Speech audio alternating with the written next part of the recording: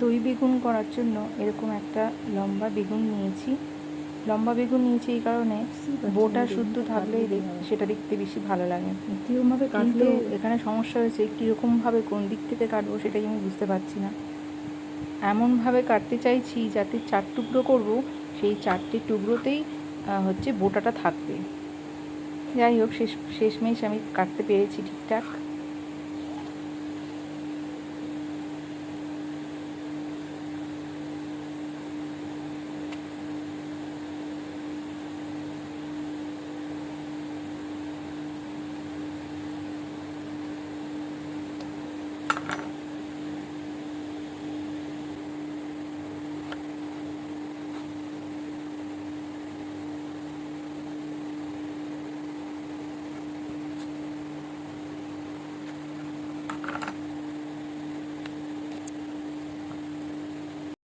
দেখো কি সুন্দর 4টে টুকরো কেটে নিয়েছি। আর এই বেগুনটা ছাড়াও আরও অর্ধেক একটা বেগুন নিয়েছি। এবারে আমি এই বেগুনগুলোতে নুন, হলুদ আর কাশ্মীরি লঙ্কার গুঁড়ো মিশিয়ে নেব।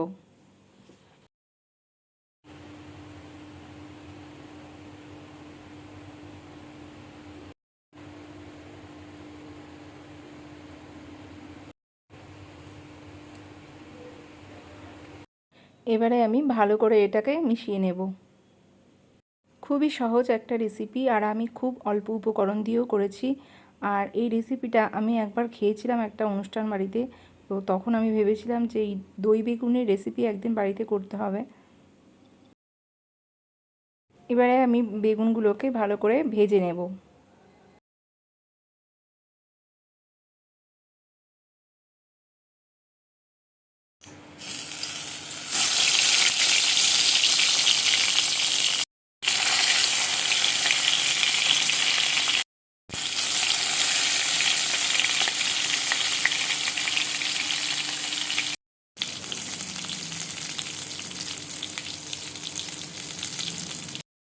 এগুলো ভাজা হয়ে গেছে, এখন এগুলো তুলে নেব, আর বাকি যেগুলো পড়ে আছে সেগুলোও ভেজে নেব।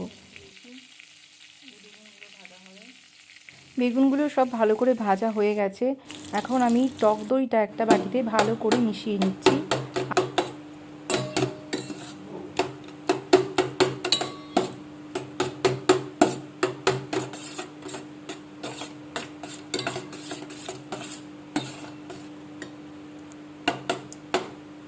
এবারে টক দইয়ের মধ্যে আমি দিয়ে দেবো জিরের গুঁড়ো, হলুদ গুঁড়ো আর কাশ্মীরি লঙ্কার গুঁড়ো।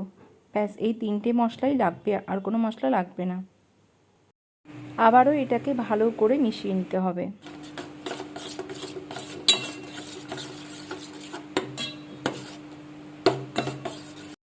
এবারে কড়াইয়ে ওই বেগুন ভাজার তেলে আমি শুকনো লঙ্কা দিয়ে দিলাম,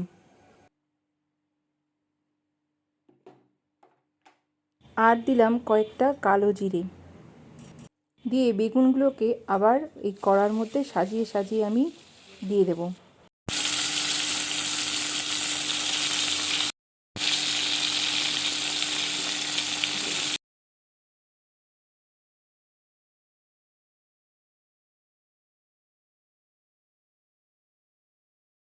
বেগুনগুলো খুব ভালো করে ভাজার জন্য তো সেগুলো এমনিতেই সিদ্ধ হয়ে গেছে, আর তাছাড়াও টক দইয়ের মধ্যে আমি 1 চামচের মতন জল দিয়েছি। এখন বেগুনের উপর থেকে আমি ওই টক দইয়ের ব্যাটারটা ঢেলে দেব। 3-4 মিনিটের মতন ফুটিয়ে নিলেই রেডি হয়ে যাবে দই বেগুন। যেমন সুন্দর দেখতে হয়েছে তেমন সুন্দর খেতেও হয়েছে। আর এই রান্নাটা তো কালকেই রাতে করেছিলাম, আর অলরেডি খাওয়া হয়ে গেছে, তো তাই জন্য বলছি দারুণ টেস্ট হয়েছিল, খুব সুন্দর খেতে হয়েছিল। আর বাড়িতে সবাই অবশ্যই একবার ট্রাই করবে।